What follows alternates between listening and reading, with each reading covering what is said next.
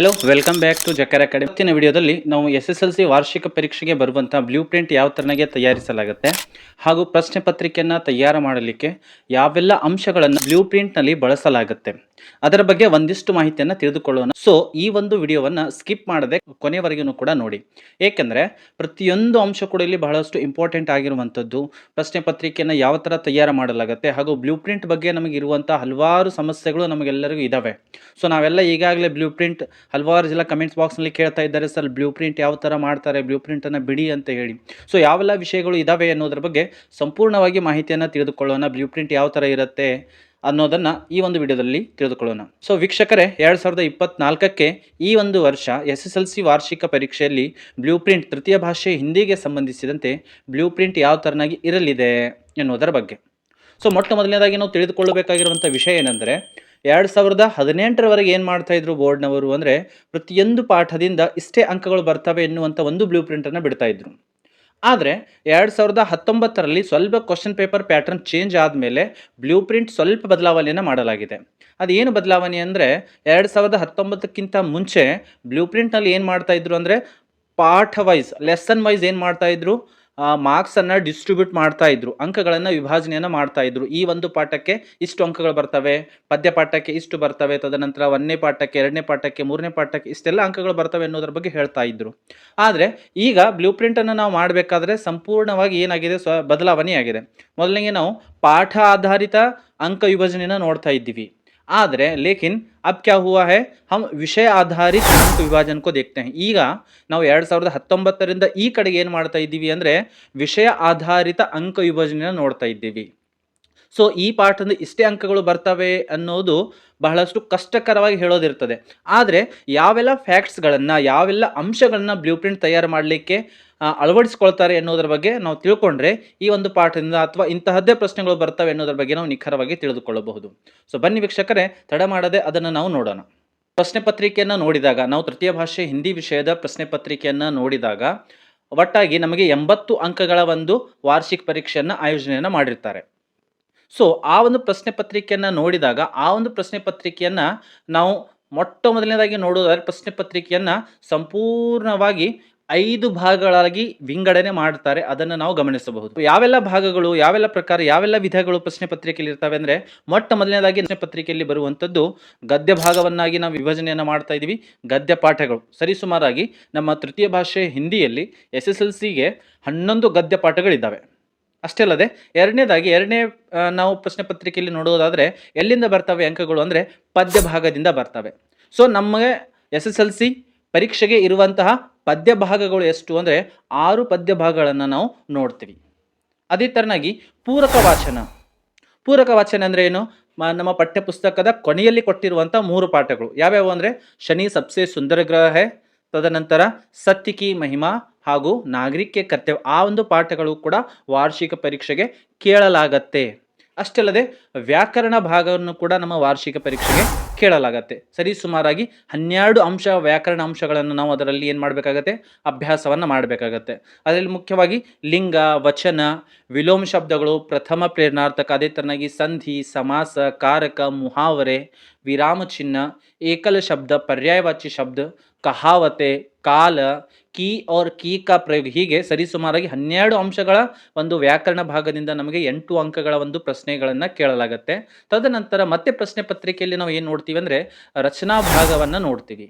So ಈ ರಚನಾ ಭಾಗದಲ್ಲಿ ಏನೆಲ್ಲ ಕೇಳಲಾಗತ್ತೆ ಅಂದರೆ, ಅಪಠಿತ ಗದ್ಯಾಂಶ, ಪ್ಯಾಸೇಜ್ ರೈಟಿಂಗ್ ಕೊಟ್ಟಿರ್ತಾರೆ. ನಮ್ಮ ಹಿಂದಿನ ಪ್ರೀವಿಯಸ್ ಪ್ರಶ್ನೆ ಪತ್ರಿಕೆಗಳಲ್ಲಿ ನಾವು ಪ್ರಶ್ನೆ 36 ಏನಿರ್ತದೆ ಅಂದರೆ, ಅಪಠಿತ ಗದ್ಯಾಂಶ ಅಂತ ಕರಿತೀವಿ. ಪ್ಯಾಸೇಜನ್ನು ಕೊಟ್ಟಿರ್ತೀವಿ, ಅಲ್ಲಿ ಒಂದು ಪ್ಯಾಸೇಜನ್ನು ಕೊಟ್ಟಿರ್ತಾರೆ. ಸೊ ಆ ಒಂದು ಪ್ಯಾಸೇಜನ್ನು ಓದಿಕೊಂಡು 4 ಪ್ರಶ್ನೆಗಳನ್ನು ಕೇಳ್ತಾರೆ. ಆ 4 ಪ್ರಶ್ನೆಗಳಿಗೆ ಉತ್ತರಿಸಬೇಕಾಗಿರುವಂಥದ್ದು ಅದು ಅಪಠಿತ ಗದ್ಯಾಂಶ. ಮತ್ತೆ ರಚನಾ ಭಾಗದಲ್ಲಿ ಏನು ಕೇಳ್ತಾರೆ ಅಂದರೆ, ಅನುವಾದವನ್ನು ಕೊಡೋಕೆ ಹೇಳ್ತಾರೆ. ನಿಮ್ಮ ಮಾತೃಭಾಷೆಯಲ್ಲಿ ಹಿಂದಿಯಿಂದ ತಮ್ಮ ಮಾತೃಭಾಷೆಯಲ್ಲಿ ಅಂದರೆ ಕನ್ನಡದಲ್ಲಿ ಹಾಗೂ ಇಂಗ್ಲೀಷ್ನಲ್ಲಿ ಅನುವಾದ ಮಾಡೋದಿರ್ತದೆ. ಸೊ ಆ ಒಂದು ಅನುವಾದವನ್ನು ಕೇಳಲಾಗುತ್ತೆ. ಅದೇ ಥರನಾಗಿ ರಚನಾ ಭಾಗದಿಂದ ಮತ್ತೇನು ಕೇಳ್ತಾರೆ ಅಂದರೆ, ಪತ್ರ ಲೇಖನ, 5 ಅಂಕಗಳ ಪತ್ರ ಲೇಖನ ಏನಿರುತ್ತೆ. ಅದೇ ಥರನಾಗಿ 4 ಅಂಕಗಳ ನಿಬಂಧ ಇರ್ತದೆ. ಸೊ ಈ ಥರನಾಗಿ ನಾವು ಒಂದು ಪ್ರಶ್ನೆ ಪತ್ರಿಕೆಯನ್ನು ನೋಡ್ತೀವಿ. ರಚನಾ ಭಾಗದಿಂದ ಈ 4 ಅಂಶಗಳು ಕೇಳ್ತಾರೆ. ಸೊ ಮೊಟ್ಟ ಮೊದಲನೇದಾಗಿ ಏನು ನೋಡೋದು ಅಂದರೆ, ಬ್ಲೂ ಪ್ರಿಂಟನ್ನು ರೆಡಿ ಮಾಡಲಿಕ್ಕೆ ಪ್ರತಿ ವರ್ಷ ಏನು ಮಾಡ್ತಾ ಇದ್ರು, ಪ್ರತಿಯೊಂದು ಲೆಸನ್ ವೈಸನ್ನು ಮಾರ್ಕ್ಸನ್ನು ಕೊಡ್ತಾಯಿದ್ರು. ಆದರೆ ಈಗ ವಿಷಯ ವಸ್ತು ಆಧಾರಿತವಾಗಿ ಅಂಕಗಳನ್ನು ಕೊಡ್ತಾರೆ. ವಿಷಯ ವಸ್ತು ಆಧಾರಿತ ಅಂದರೆ ಗದ್ಯಕ್ಕೆ ಎಷ್ಟು ಅಂಕಗಳು ಬರ್ತವೆ, ಪದ್ಯಕ್ಕೆ ಎಷ್ಟು ಅಂಕಗಳು ಬರ್ತವೆ, ತದನಂತರ ಪೂರಕ ವಾಚನದಿಂದ ಎಷ್ಟು ಅಂಕಗಳು ಬರ್ತವೆ, ತದನಂತರ ವ್ಯಾಕರಣದಿಂದ ಎಷ್ಟು ಅಂಕಗಳು ಬರ್ತವೆ, ಅದೇ ಥರನಾಗಿ ರಚನಾ ಭಾಗದಿಂದ ಎಷ್ಟು ಅಂಕಗಳನ್ನು ಕೇಳ್ತಾರೆ ಎನ್ನುವುದು ಈ ಥರ ನಾವು ವಿಷಯ ವಸ್ತುವಾಗಿ ನಾವು ಪ್ರತಿ 2019ರಿಂದ ಈ ಕಡೆಗೆ ನಾವು ನೋಡ್ತಾ ಬಂದಿದ್ದೀವಿ. ಸೊ 2024ಕ್ಕೆ 11 ಗದ್ಯ ಪಾಠಗಳಿದ್ದಾವೆ. ನಮಗೆಲ್ಲರೂ ಗೊತ್ತು, ಕಾಶ್ಮೀರಿ ಸೇಬ್, ಗಿಲ್ಲು ಅವೆಲ್ಲ ಗದ್ಯ ಪಾಠಗಳು ಎಷ್ಟಿರ್ತವೆ, 11 ಗದ್ಯ ಪಾಠಗಳಿಂದ ನಮಗೆ ಎಷ್ಟು ಅಂಕಗಳನ್ನು ಕೇಳ್ತಾರೆ ಅಂದರೆ 32 ಅಂಕಗಳನ್ನು ಕೇಳಲಾಗತ್ತೆ. 11 ಗದ್ಯಪಾಠದಿಂದ ಮಕ್ಕಳೇ 32 ಅಂಕಗಳನ್ನು ಕೇಳಲಾಗತ್ತೆ. ಅದೇ ಥರನಾಗಿ ಪದ್ಯಪಾಠದಿಂದ 6 ಪದ್ಯಪಾಠಗಳಿರ್ತವೆ. ಆ 6 ಪದ್ಯಪಾಠಗಳಿಂದ ನಮಗೆ ಸರಿಸುಮಾರಾಗಿ 20 ಅಂಕಗಳನ್ನು ಕೇಳ್ತಾರೆ. ವಾರ್ಷಿಕ ಪರೀಕ್ಷೆಯಲ್ಲಿ 20 ಅಂಕಗಳು ಪದ್ಯಪಾಠದಿಂದ ಇರ್ತವೆ. ಅದೇ ಥರನಾಗಿ ನಾವು ನೋಡುವುದಾದರೆ ಪೂರಕ ವಾಚನದಿಂದ 4 ಅಂಕಗಳು ಬರ್ತವೆ. ಸೊ ಇಲ್ಲಿ ಪೂರಕ ವಾಚನದಿಂದ 2 ಅಂಕಗಳ ಸರಿಸುಮಾರು ನಾವು ಪ್ರೀವಿಯಸ್ ಎಲ್ಲ ಕ್ವಶನ್ ಪೇಪರನ್ನು ನೋಡಿದರೆ 23ನೇ ಪ್ರಶ್ನೆ ಹಾಗೂ 24ನೇ ಪ್ರಶ್ನೆ 2 ಅಂಕದ ಪ್ರಶ್ನೆಗಳಿರ್ತವೆ. ಸೊ 23 ಹಾಗೂ 24ನೇ ಪ್ರಶ್ನೆಗಳೇನಿರ್ತವೆ ಪೂರಕ ವಾಚನದಿಂದ ಬಂದಿರ್ತವೆ. ಒಟ್ಟಾಗಿ ಪೂರಕ ವಾಚನದಿಂದ 4 ಅಂಕಗಳನ್ನು ಕೇಳಲಾಗತ್ತೆ. ಅದೇ ಥರನಾಗಿ ನೀವು ವ್ಯಾಕರಣಕ್ಕೆ ಸಂಬಂಧಿಸಿದಂತೆ ನಾನು ಆವಾಗಲಿಂದ ಹೇಳಿದೆ, ಹಿಂದಿ ವಿಷಯದಲ್ಲಿ ವ್ಯಾಕರಣಕ್ಕೆ ಸಂಬಂಧಿಸಿದಂತೆ 12 ಅಂಶಗಳನ್ನು ಸ್ಟಡಿ ಮಾಡಿದರೆ 8 ಅಂಕಗಳು ಏನು ಮಾಡಿರ್ತಾರೆ ಅಂದರೆ ನಮ್ಮ MCQ ಕ್ವಶನ್ ರೂಪದಲ್ಲಿ ಮೊಟ್ಟ ಮೊದಲನೇದಾಗಿ ವ್ಯಾಕರಣ ಭಾಗದಿಂದನೇ ಪ್ರಶ್ನೆಗಳನ್ನು ಕೇಳಲಾಗತ್ತೆ. ಇನ್ನು ರಚನಾ ಭಾಗದಿಂದ ನಾನು ಆವಾಗಿನಿಂದ ಹೇಳಿದೆ, ರಚನಾ ಭಾಗದಿಂದ ಅಪಠಿತ ಗದ್ಯಾಂಶವಿದೆ, ತದನಂತರ ಪತ್ರಲೇಖನವಿದೆ, ಅನುವಾದವಿದೆ ಹಾಗೂ ನಿಬಂಧ ಇದೆ. ಸೊ ಇಲ್ಲಿ ರಚನಾ ಭಾಗದಿಂದ 16 ಅಂಕಗಳನ್ನು ಕೇಳಲಾಗುತ್ತೆ. ಹೀಗೆ ಸರಿಸುಮಾರಾಗಿ ನಮ್ಮ 80 ಅಂಕಗಳ ಪ್ರಶ್ನೆ ಪತ್ರಿಕೆ ತಯಾರಾಗುತ್ತೆ. ರಚನಾ ಭಾಗದಲ್ಲಿ ಅಪಠಿತ ಗದ್ಯಾಂಶ ಏನಿದೆ, ಪ್ಯಾಸೇಜ್ ರೈಟಿಂಗ್ 4 ಅಂಕಗಳಿಗೆ ಕೇಳ್ತಾರೆ, ಅನುವಾದ 3 ಅಂಕಗಳಿಗೆ ಕೇಳ್ತಾರೆ, ಅದೇ ಥರನಾಗಿ ಪತ್ರಲೇಖನ 5 ಅಂಕಗಳಿಗೆ ಕೇಳ್ತಾರೆ, ಅದೇ ಥರನಾಗಿ ನಿಬಂಧವನ್ನು 4 ಅಂಕಗಳಿಗೆ ಕೇಳ್ತಾರೆ. ಸೊ ಬನ್ನಿ ಮೊಟ್ಟ ಮೊದಲನೇದಾಗಿ ನಾವು ಯಾವ ಥರನಾಗಿ ಬ್ಲೂ ಪ್ರಿಂಟನ್ನು ಡಿಸೈನ್ ಮಾಡಿದ್ದಾರೆ ಎನ್ನುವುದರ ಬಗ್ಗೆ ಸಂಪೂರ್ಣವಾಗಿ ತಿಳಿದುಕೊಳ್ಳೋಣ. ಸೊ ವಿಡಿಯೋವನ್ನು ಕೊನೆಯವರೆಗೂ ಕೂಡ ಸ್ಕಿಪ್ ಮಾಡದೆ ನೋಡಿ, ಯಾಕಂದರೆ ಪ್ರತಿಯೊಂದು ಅಂಶ ಕೂಡ ನಮಗೆ ತಿಳ್ಕೋಬೇಕು. ಬ್ಲೂ ಪ್ರಿಂಟನ್ನು ಯಾವ ಥರ ರೆಡಿ ಮಾಡ್ತಾರೆ, ಎಲ್ಲಿಂದ ಎಷ್ಟು ಪ್ರಶ್ನೆಗಳು ಕೇಳಿರ್ತಾರೆ ಎನ್ನುವುದರ ಬಗ್ಗೆ ಬನ್ನಿ ತಿಳಿದುಕೊಳ್ಳೋಣ. ಸೊ ಮೊಟ್ಟ ಮೊದಲನೇದಾಗಿ ಬ್ಲೂ ಪ್ರಿಂಟನ್ನು ರೆಡಿ ಮಾಡಬೇಕಾದ್ರೆ ಯಾವ ಅಂಶಗಳನ್ನು ಗಮನಿಸ್ತಾರೆ ಅಂದರೆ ವೇಟೇಜ್ ಟು ಆಬ್ಜೆಕ್ಟಿವ್ಸ್ ಮೀನ್ಸ್ ಉದ್ದೇಶ ಕಿ ದೃಷ್ಟಿ ಸೆ ಅಂಕಬಾರ್, ಉದ್ದೇಶಗಳ ದೃಷ್ಟಿಯಿಂದ. ಇನ್ನು ಯಾವೆಲ್ಲ ಮುಖ್ಯವಾಗಿ ನಮ್ಮ ಪ್ರಶ್ನೆ ಪತ್ರಿಕೆ ಹಾಗೂ ಬ್ಲೂ ಪ್ರಿಂಟ್ ರೆಡಿ ಆಗೋದನ್ನು ಈ ಒಂದು ಉದ್ದೇಶಗಳಿಂದ ರೆಡಿ ಆಗ್ತಾ ಇದೆ. ಸೊ ಉದ್ದೇಶದಲ್ಲಿ ಏನೆಲ್ಲ ಕೇಳ್ತಾರೆ ಅಂದರೆ ಉದ್ದೇಶದಲ್ಲಿ ಸ್ಮರಣ ರಖನಾ, ಅದೇ ಥರನಾಗಿ ಸಮಜನ, ಅಭಿವ್ಯಕ್ತಿ ನಿಮ್ಮ ಸ್ಕ್ರೀನ್ ಮೇಲೆ ಕಾಣ್ತಾ ಇರ್ಬೋದು, ಅಭಿವ್ಯಕ್ತಿ, ರಸಗ್ರಹಣ ಹಾಗೂ ಒಟ್ಟು ಅಂಕಗಳನ್ನು ನಾವು ಇಲ್ಲಿ ಕಾಣಬಹುದಾಗಿದೆ. ಇಲ್ಲಿ ಸ್ಮರಣ ರಚನಾದಲ್ಲಿ ಎಂಥ ಪ್ರಶ್ನೆಗಳು ಕೇಳಿರ್ತಾರೆ ಅಂದರೆ ನಾವು ನೆನಪಿಟ್ಕೊಂಡು ಹೇಳುವಂಥ ಉತ್ತರಿಸುವಂಥ ಪ್ರಶ್ನೆಗಳಿಗೆ ಏನಂತ ಕರಿತೀವಿ, ಸ್ಮರಣ ರಚನಾ ಅಂತ ಕರಿತೀವಿ. ಅದನ್ನು ನೆನಪಿಸಿಕೊಂಡು ಪಟ್ ಅಂತ ನಮಗೆ ಅದರ ಉತ್ತರಗಳು ಏನು ಬರ್ತಿರ್ತವೆ ಅಂಥ ಪ್ರಶ್ನೆಗಳು ಸ್ಮರಣ ರಚನಾದಲ್ಲಿ ಇಟ್ಟಿರ್ತಾರೆ. ಅದೇ ಥರನಾಗಿ ಸಮಜನ, ಕೆಲವೊಂದಿಷ್ಟು ಪ್ರಶ್ನೆಗಳು ಹೇಗಿರ್ತವೆ ಅಂದರೆ ಒಂದಿಷ್ಟು ತಿಳಿದುಕೊಂಡು ನಾವು ಸ್ವಂತವಾಗಿ ತಿಳಿದುಕೊಂಡು ಅದನ್ನು ಬರಿಬೇಕಾಗಿರುವಂಥದ್ದು. ಅದೇ ಥರನಾಗಿ ಸಮಜನದಲ್ಲಿ ಕ್ಯಾ ಇಂತಹ ಪ್ರಶ್ನೆಗಳು ಏನು ಮಾಡಿರ್ತಾರೆ, ಕೇಳಿರ್ತಾರೆ. ಇನ್ನು ಅಭಿವ್ಯಕ್ತಿಯಲ್ಲಿ ಸರಿಸುಮಾರಾಗಿ 3 ಹಾಗೂ 4 ಅಂಕದ ಅತಿ ಹೆಚ್ಚಿಗೆ ಪ್ರಶ್ನೆಗಳು ಎಲ್ಲಿ ಕೇಳಿರ್ತಾರೆ ಅಂದರೆ ಅಭಿವ್ಯಕ್ತಿಯಲ್ಲಿ ಕೇಳಿರ್ತಾರೆ. ಸೊ ಅಭಿವ್ಯಕ್ತಿ ಅಂದರೆ ನಾವು ಸಂಪೂರ್ಣವಾಗಿ ಏನು ಮಾಡಬೇಕು ಅಂದರೆ ನಾವು ತಿಳ್ಕೊಂಡು ಬರಬೇಕಾಗಿರುವಂಥದ್ದು. ಸೊ ಪ್ರಶ್ನೆ ರೂಪಗಳು ಹೇಗಿರ್ತವೆ ಅಂದರೆ ಸ್ಪಷ್ಟ ಕೀಜಿಯೇ, ವಿವರನ್ ದೀಜಿಯೇ, 4 ಅಂಕದ ಪ್ರಶ್ನೆಗಳು ಇವೆಲ್ಲ ಎದರಲ್ಲಿ ಬರ್ತವೆ ಅಂದರೆ ಅಭಿವ್ಯಕ್ತಿಯಲ್ಲಿ ಬರ್ತವೆ. ಇನ್ನು ರಸಗ್ರಹಣ ಅಂದರೆ ಇದು ಪದ್ಯ ಭಾಗದಿಂದ ಬರ್ತದೆ. ರಸಗ್ರಹಣದಲ್ಲಿ ನಾವು ಭಾವಾರ್ಥವನ್ನು ನೋಡ್ತೀವಿ. ಸೊ ನಾವು ಇಲ್ಲಿ ಸ್ಮರಣ ರಚನಾದಿಂದ ಎಷ್ಟು ಅಂಕಗಳು ಕೇಳ್ತಾರೆ ಅಂದರೆ 16 ಅಂಕಗಳನ್ನು ಸ್ಮರಣ ರಚನಾ ಎನ್ನುವಂಥ ಉದ್ದೇಶದಿಂದ ಕೇಳ್ತಾರೆ. ಎಷ್ಟು ಪ್ರತಿಶತ ಅಂದರೆ 20% ಸ್ಮರಣ ರಚನಾದಿಂದ ಕೇಳ್ತಾರೆ. ಅದೇ ಥರನಾಗಿ ಸಮಜನದಿಂದ ಸರಿಸುಮಾರಾಗಿ 27 ಅಂಕಗಳನ್ನು ಕೇಳ್ತಾರೆ. ಪ್ರತಿಶತ 33.75%. ನಮ್ಮ ವಾರ್ಷಿಕ ಪರೀಕ್ಷೆಗೆ 33.75% ಸಮಜನದಿಂದ ಕೇಳಿರ್ತಾರೆ. ಉಸಿ ಪ್ರಕಾರ ಸೆ ಅಭಿವ್ಯಕ್ತಿಯಿಂದ ಸರಿಸುಮಾರಾಗಿ ಅತಿ ಹೆಚ್ಚಿಗೆ 34 ಅಂಕಗಳನ್ನು ಇಲ್ಲಿಗೆ ಕೇಳಿರ್ತಾರೆ. ಪ್ರತಿಶತವನ್ನು ನಾವು ನೋಡುವುದಾದರೆ 42.5% ಅಂಕಗಳು ಎಲ್ಲಿಂದ ಬರ್ತವೆ ಅಂದರೆ ಅಭಿವ್ಯಕ್ತಿಯಿಂದ ಬರ್ತವೆ. ಅದೇ ಥರನಾಗಿ ರಸಗ್ರಹಣದಿಂದ 3 ಅಂಕಗಳನ್ನು ಕೇಳ್ತಾರೆ. ಹೇಳಿದೆ ನಾನು, ಭಾವಾರ್ಥ ಏನಿದೆ ದೋಹೆ ಕಾ ಭಾವಾರ್ಥ ಲಿಖೆ ಎನ್ನುವಂಥ ಪ್ರಶ್ನೆಯನ್ನು ಕೇಳಿರ್ತಾರಲ್ಲ, ಸರಿಸುಮಾರು ಪ್ರಶ್ನೆ 33. ದೋಹೆ ಕಾ ಭಾವಾರ್ಥ ಲಿಖಿ 32 ಅಥವಾ 33 ಪ್ರಶ್ನೆಯನ್ನು ಏನು ಕೇಳಲಾಗತ್ತಲ್ಲ, ಸೊ ಆ ಒಂದು ಪ್ರತಿಶತವನ್ನು ನೋಡುವುದಾದರೆ 3.75% ಕೇಳ್ತಾರೆ. ಹೀಗೆ ಸಂಪೂರ್ಣವಾಗಿ 80 ಅಂಕಗಳು ಹಾಗೂ 100% ಏನು ಮಾಡಿರ್ತಾರೆ, ಉದ್ದೇಶದ ದೃಷ್ಟಿಯಿಂದ ಪ್ರಶ್ನೆಗಳನ್ನು ಕೇಳಲಾಗುತ್ತೆ. ಬ್ಲೂ ಪ್ರಿಂಟನ್ನು ರೆಡಿ ಮಾಡಿರ್ತಾರೆ. अब हम देखेंगे ವಿಷಯ ವಸ್ತುಕ್ಕೆ ಆಧಾರ ಪರ್ ಅಂಕ ಬಾರ್. ವಿಷಯ ವಸ್ತುಗಳ ಆಧಾರದ ಮೇಲೆ ಯಾವ ತರನಾಗಿ ಅಂಕಗಳ ವಿಭಜನೆಯನ್ನು ಮಾಡಿರ್ತಾರೆ ಎನ್ನುವುದರ ಬಗ್ಗೆ ನೋಡೋಣ. ವೇಟೇಜ್ ಟು ಕಂಟೆಂಟ್ ಅಂತ ಕರಿತೀವಿ ಅದಕ್ಕೆ ನಾವು. ಸೊ ಮೊಟ್ಟ ಮೊದಲನೇದಾಗಿ ನಾವು ಆವಾಗನಿಂದ ಹೇಳಿದೆ, ಗದ್ಯ, ಪದ್ಯ, ಪೂರಕ ವಾಚನ, ವ್ಯಾಕರಣ ಹಾಗೂ ರಚನಾ ಭಾಗದಿಂದ ಎಷ್ಟು ಅಂಕ ಕೇಳಿರ್ತಾರೆ ಅನ್ನೋದೇ ವಿಷಯ ವಸ್ತು ಆಧಾರಿತವಾಗಿರುವಂತಹ ಒಂದು ಅಂಕ ಭಾರವನ್ನು ನಾವು ಇಲ್ಲಿ ನೋಡ್ತೀವಿ. ಗದ್ಯದಿಂದ ಎಷ್ಟು 15 ಪ್ರಶ್ನೆಗಳನ್ನು ಕೇಳ್ತಾರೆ. ಎಷ್ಟು ಅಂಕಗಳಿಗೆ? 32 ಅಂಕಗಳಿಗೆ. ಪ್ರಶ್ನೆಗಳ ಸಂಖ್ಯೆ 15. गद्य भाग एक वाक्य में लिखिए, 2 वाक्य में, 3 वाक्य में, उसी प्रकार से अनुरूपता 4-5 वाक्यों में लिखिए. ಹೀಗೆ ಪ್ರಶ್ನೆಗಳ ಸಂಖ್ಯೆ ಗದ್ಯ ಭಾಗದಿಂದ ಬರುವಂಥ ಪ್ರಶ್ನೆಗಳು ಎಷ್ಟಿರ್ತವೆ ಅಂದರೆ 15 ಪ್ರಶ್ನೆಗಳು ಇರ್ತವೆ. ಅಂಕಗಳು ಎಷ್ಟಿರ್ತವೆ? 32 ಅಂಕಗಳನ್ನು ಕೇಳಲಾಗತ್ತೆ ಗದ್ಯ ಭಾಗದಿಂದ. ಇನ್ನು ಪ್ರತಿಶತವನ್ನು ನೋಡುವುದಾದರೆ 40% ಏನು ಮಾಡಿರ್ತಾರೆ, ನಮ್ಮ ಕ್ವಶನ್ ಪೇಪರಲ್ಲಿ ಗದ್ಯ ಭಾಗದಿಂದ 40% ಪ್ರಶ್ನೆಗಳನ್ನು ಕೇಳಲಾಗತ್ತೆ. ಇನ್ನು ಮುಂದುವರಿದು ಪದ್ಯ ಭಾಗದಿಂದ ಎಷ್ಟು ಅಂಕಗಳು? 20 ಅಂಕಗಳು ಬರ್ತವೆ. ಹಾಗೂ ಒಟ್ಟು ಪ್ರಶ್ನೆಗಳು ಎಷ್ಟು ಕೇಳಿರ್ತಾರೆ ಅಂದರೆ 9 ಪ್ರಶ್ನೆಗಳನ್ನು ಪದ್ಯ ಭಾಗದಿಂದ ಕೇಳಿರ್ತಾರೆ ಹಾಗೂ 20 ಅಂಕಗಳನ್ನು ಅದಕ್ಕೆ ನಿಗದಿಪಡಿಸಲಾಗಿದೆ. ಪರ್ಸೆಂಟೇಜನ್ನು ನೋಡುವುದಾದರೆ 25%, 100% ಅಂದರೆ 80 ಅಂಕಗಳಲ್ಲಿ 25% ಪದ್ಯ ಭಾಗದಿಂದ ಬರ್ತವೆ ಹಾಗೂ 40% ಗದ್ಯ ಭಾಗದಿಂದ ಬರ್ತವೆ. ಅದೇ ಥರನಾಗಿ ಪೂರಕ ವಾಚನದಿಂದ ನಿಮಗೆ ಗೊತ್ತಿರುವಂತೆ 4 ಅಂಕಗಳು ಬರ್ತವೆ. ಪ್ರತಿಶತ 5% ಅಂಕಗಳು ಇದರಿಂದ ಬರ್ತವೆ. ವ್ಯಾಕರಣದಿಂದ 8 ಅಂಕಗಳನ್ನು ಕೇಳಲಾಗತ್ತೆ. 8 ಪ್ರಶ್ನೆಗಳಿರ್ತವೆ, MCQ ಕ್ವಶನ್ಸ್ಗಳು ಹಾಗೂ 8 ಅಂಕಗಳು ಕೂಡ ಇರ್ತವೆ. ಸೊ ಇಲ್ಲಿ 10% ನಾವು ಇಲ್ಲಿ ಕನ್ಸಿಡರ್ ಮಾಡ್ತೀವಿ. ಅದೇ ಥರನಾಗಿ ರಚನಾ ಭಾಗದಿಂದ 16 ಅಂಕಗಳನ್ನು ಕೇಳಲಾಗುತ್ತೆ. ಅಪಠಿತ ಗದ್ಯಾಂಶ, ತದನಂತರ ಅನುವಾದ, ನಿಬಂಧ ಲಿಖಿಯೇ ಔರ್ ಪತ್ರ ಲಿಖಿ, ಇವೆಲ್ಲವೂ ಕೂಡ ರಚನಾ ಭಾಗದಿಂದ ಬರುವಂಥ ಪ್ರಶ್ನೆಗಳು. ಸೊ ಇಲ್ಲಿ 16 ಅಂಕಗಳನ್ನು ಕೇಳ್ತಾರೆ. 4 ಮುಖ್ಯವಾಗಿರುವಂಥ 4 ಪ್ರಶ್ನೆಗಳು ಹಾಗೂ 16 ಅಂಕಗಳು, ಒಟ್ಟಾಗಿ 20% ನಾವಿಲ್ಲಿ ನೋಡಬಹುದಾಗಿದೆ.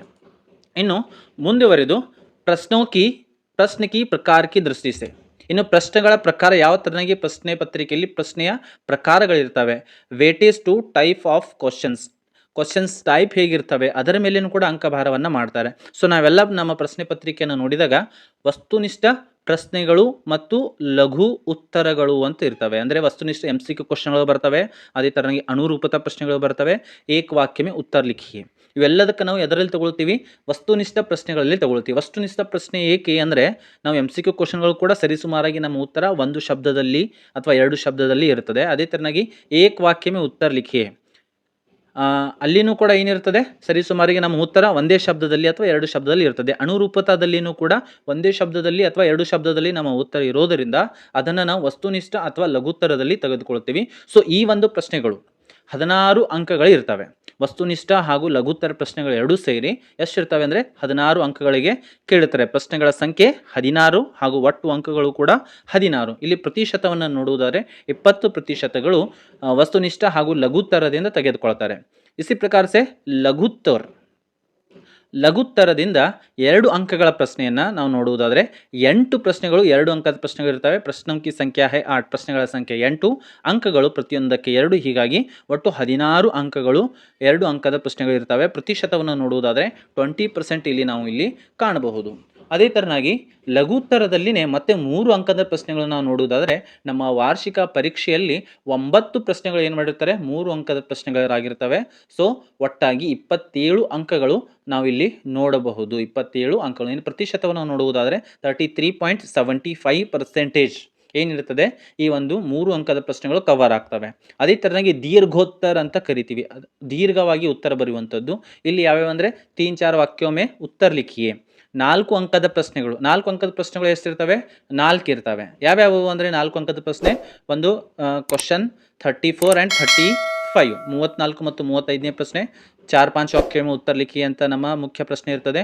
ಅಲ್ಲಿ ಒಂದು ಪದ್ಯ ಭಾಗವನ್ನು ಕೇಳುತ್ತಾರೆ. ತದನಂತರ ಒಂದು ಪ್ರಶ್ನೆಯನ್ನು ಕೇಳಿರ್ತಾರೆ, ಗದ್ಯ ಭಾಗದಿಂದ ಒಂದು ಪ್ರಶ್ನೆಯನ್ನು ಕೇಳಿರ್ತಾರೆ. ಅದೇ ಥರನಾಗಿ ರಚನಾ ಭಾಗದಿಂದ ನಮಗೆ ಎಷ್ಟು ಬರ್ತವೆ ಅಂದರೆ ಅಲ್ಲಿನೂ ಕೂಡ 4 ಅಂಕದ 2 ಪ್ರಶ್ನೆಗಳು, ಒಂದು ಪ್ಯಾಸೇಜ್ ಬರುತ್ತೆ, ಇನ್ನೊಂದು ನಿಬಂಧ ಬರುತ್ತೆ. ಒಂದು ಪ್ಯಾಸೇಜ್ ಹಾಗೂ ನಿಬಂಧ, ಇವು 4 ಅಂಕದ ಪ್ರಶ್ನೆಗಳು. ಅಂದರೆ ನಮ್ಮ ವಾರ್ಷಿಕ ಪರೀಕ್ಷೆಯಲ್ಲಿ 4 ಅಂಕದ ಪ್ರಶ್ನೆಗಳು ಎಷ್ಟಿರ್ತಾವೆ ಅಂದರೆ 4 ಇರ್ತವೆ.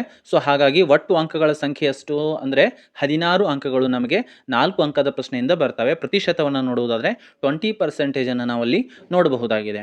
ಇನ್ನು ದೀರ್ಘೋತ್ತರ, ಇದಾದ ಮೇಲೆ ದೀರ್ಘೋತ್ತರ, ಈಗ 4 ಅಂಕದ ನೋಡಿದ್ದೀವಿ. ಇನ್ನು 5 ಅಂಕದ ಪ್ರಶ್ನೆಗಳನ್ನು ನೋಡುವುದಾದರೆ ಒಂದೇ ಒಂದು ನಮಗೆ ಅತಿ ಹೆಚ್ಚಿಗೆ ಬರುವಂತಹ ಅಂಕಗಳು ಎಲ್ಲಿಂದ ಅಂದರೆ 5 ಅಂಕದ ಪ್ರಶ್ನೆ ಒಂದೇ ಇರುತ್ತೆ. ಆ ಒಂದು ಪ್ರಶ್ನೆ ಯಾವುದು ಅಂದರೆ ಪತ್ರ ಲೇಖನದಿಂದ. ಅದನ್ನು ಪ್ರತಿಶತವನ್ನು ನೋಡುವುದಾದರೆ 6.25%. ಹೀಗೆ ಒಟ್ಟು 38 ಪ್ರಶ್ನೆಗಳು ಇರ್ತವೆ ನಮ್ಮ ವಾರ್ಷಿಕ ಪರೀಕ್ಷೆಯಲ್ಲಿ. ಸಬ್ ಕ್ವಶನ್ಸ್ ಏನಿರ್ತವೆ ಒಟ್ಟು 38, ಮೇನ್ ಕ್ವಶನ್ಸ್ 9 ಇದ್ದರೆ ಸಬ್ ಕ್ವಶನ್ಸ್ 38 ಪ್ರಶ್ನೆಗಳು ಇರ್ತವೆ. ಒಟ್ಟು ಅಂಕಗಳು 80. ಹೀಗೆ 100% ನಾವು ಒಂದು ನಮ್ಮ ಕ್ವಶನ್ ಪೇಪರನ್ನು ನೋಡ್ತೀವಿ. ಬನ್ನಿ ಮುಂದೆ ಸಾಗೋಣ. ಮುಂದೆ ನೋಡುವುದಾದರೆ ಪ್ರಶ್ನೆ ಪ್ರಕಾರ ಕಿ ದೃಷ್ಟಿ ಸೆ ನಾವು ಈಗಾಗಲೇ ನೋಡಿದ್ದೀವಿ. ವಸ್ತುನಿಷ್ಠದಲ್ಲಿ ಮತ್ತೆ ಯಾವ ಬರ್ತವೆ, ಬಹು ವಿಕಲ್ಪಿ MCQ ಕ್ವಶನ್ಸ್ಗಳು ಬರ್ತವೆ. 8 MCQ ವ್ಯಾಕರಣ ಭಾಗದಿಂದ ಬರ್ತವೆ. ಅನುರೂಪತಾದಿಂದ ಎಷ್ಟು ಬರ್ತವೆ, ಎರಡನೇದಾಗಿ ನಮ್ಮ ಪ್ರಶ್ನೆ ಪತ್ರಿಕೆಯಲ್ಲಿ ಕೇಳಿರುವಂಥದ್ದು ಅನುರೂಪತಾ, 4 ಅನುರೂಪತಾ ಪ್ರಶ್ನೆಗಳಿರ್ತವೆ. ಒಂದೊಂದು ಅಂಕಕ್ಕೆ ಒಟ್ಟಾಗಿ 4 ಅಂಕಗಳು ಇಲ್ಲಿ ಇರ್ತವೆ. ಅದೇ ಥರನಾಗಿ ಲಘು ಉತ್ತರ, ಏಕವಾಕ್ಯಮ ಉತ್ತರಲಿಕೆ ಎನ್ನುವಂಥ ಪ್ರಶ್ನೆಗಳೇನಿರ್ತವೆ ಅಂಥವು 4 ಪ್ರಶ್ನೆಗಳಿರ್ತವೆ. ಪ್ರತಿಯೊಂದಕ್ಕೂ ಕೂಡ 1 ಅಂಕ, ಹೀಗಾಗಿ ಒಟ್ಟಾಗಿ 4 ಅಂಕಗಳನ್ನು ನಾವಲ್ಲಿ ಕಾಣಬಹುದಾಗಿದೆ. ಇನ್ನು ಲಘು ಉತ್ತರದಲ್ಲಿ 2 ಅಂಕ ಮತ್ತು 3 ಅಂಕದ ಪ್ರಶ್ನೆಗಳನ್ನು ನೋಡಬಹುದಾಗಿದೆ. ಒಂದು ವಾಕ್ಯ ಆದ ಮೇಲೆ 2 ಅಂಕದ 8 ಪ್ರಶ್ನೆಗಳನ್ನು ಕೇಳ್ತಾರೆ 16 ಅಂಕಗಳಿಗೆ. ಅದೇ ಥರನಾಗಿ 3 ಅಂಕದ ಪ್ರಶ್ನೆಗಳು, ಅತಿ ಹೆಚ್ಚಿಗೆ ಬರವಣಿಗೆ ಇರುವಂಥದ್ದೇ 3 ಅಂಕದ ಪ್ರಶ್ನೆಗಳಲ್ಲಿ. ಸೊ ಅಂಥ 9 ಪ್ರಶ್ನೆಗಳನ್ನು ಕೇಳ್ತಾರೆ. ಒಟ್ಟಾಗಿ 27 ಅಂಕಗಳು ನಮಗೆ 3 ಅಂಕದಿಂದ ಬರ್ತವೆ. ಸೊ ಅದೇ ಥರನಾಗಿ ದೀರ್ಘೋತ್ತರದಲ್ಲಿ 4 ಅಂಕ ಮತ್ತು 5 ಅಂಕದ ಪ್ರಶ್ನೆಗಳು ನೋಡ್ತೀವಿ. 4 ಅಂಕದ ಪ್ರಶ್ನೆಗಳು 4 ಇರ್ತವೆ. ಆವಾಗಲಿಂದ ನಾನು ಹೇಳಿರುವಂಥದ್ದು 16 ಅಂಕಗಳು ಅಲ್ಲಿಂದ ಬರ್ತವೆ. ಹಾಗೂ 5 ಅಂಕದ ಪ್ರಶ್ನೆ ಒಂದು ಪತ್ರ ಲೇಖನ ಇರ್ತದೆ, ಅದು 5 ಅಂಕಗಳಿಗೆ ಇರ್ತದೆ. ಇದರಲ್ಲೂ ಕೂಡ ನಾವು ಪ್ರಶ್ನೆಗಳ ಪ್ರಕಾರ ನಾವು ವಾರ್ಷಿಕ ಪರೀಕ್ಷೆ ಒಂದು ನಮ್ಮ ಪ್ರಶ್ನೆ ಪತ್ರಿಕೆಯಲ್ಲಿ ಬರುವಂಥ ಪ್ರಕಾರಗಳನ್ನು ಇಲ್ಲಿ ನಾವು ಕಾಣಬಹುದಾಗಿದೆ. ಇನ್ನು ಮುಖ್ಯವಾಗಿರುವಂಥದ್ದು ವೇಟೇಜ್ ಟು ಡಿಫಿಕಲ್ಟಿ ಲೆವೆಲ್, ಅಂದರೆ ಕಠಿಣತಾ ಕಿ ಸ್ತರ ಪರ್ ಅಂಕಭಾರ್. ಇನ್ನು ಕಠಿಣತೆ, ಎಷ್ಟು ಪ್ರಶ್ನೆಗಳು ಸರಳ ಕೇಳಿರ್ತಾರೆ ಎಷ್ಟೊಂದು, ಯಾಕಂದರೆ ಹಲವಾರು ಸಲ ವಿದ್ಯಾರ್ಥಿಗಳು ಇಲ್ಲಿ ಒಂದು ಟಫ್ ಎಸ್ ಕೇಳ್ತಾರೆ, ಅಪ್ಲೈಡ್ ಕ್ವಶನ್ಸ್ಗಳು ಏನಿರ್ತವೆ.